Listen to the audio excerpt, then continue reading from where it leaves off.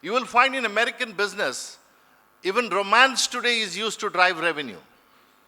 There's a famous young singer called Taylor Swift. You may have heard her name. Taylor Swift has been a chartbuster for many, many years. She's one of the leading women singers. All her music is on top of the chart. Those who are young, those who are 50 plus, you may not have heard of her.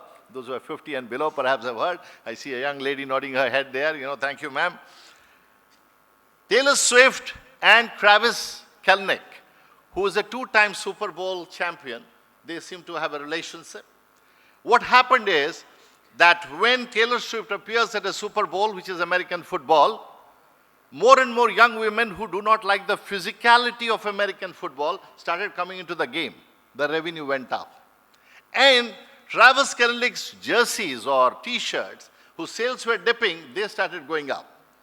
An interesting way to expand your revenue, as you see, ladies and gentlemen.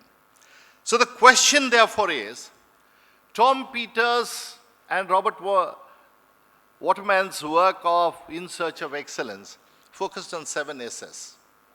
Talked about strategy, systems, skill, shared values, staff, and all of that. But the problem, the world we live in today, is that it's a dynamic world.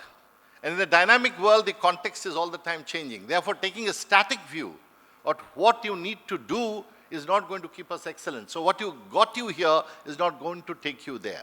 What brought Sambad from 1980s till 2023 is not going to take Sambad to 2057 unless Sambad continues to reinvent itself.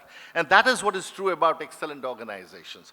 Most excellent organizations have learned how to learn. And learning how to learn is not the easiest thing.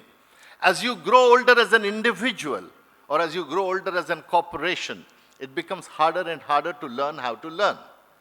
But if Charles Darwin's theory of survival of the fittest, which we call, actually that's not what Charles Darwin said, he said it's the adaptive who survive the most.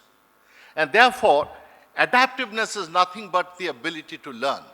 So we need to ask ourselves, and particularly those of you who are winning awards today, who have won awards in the last 6 editions, is to continuously ask questions to yourself. If you are a promoter, you are a CEO, you are a CXO, you are a leader, or encourage your teams to ask that question, what is that in last 12 months, 18 months, 24 months that we have done new in order to improve our adaptability to the changed circumstances?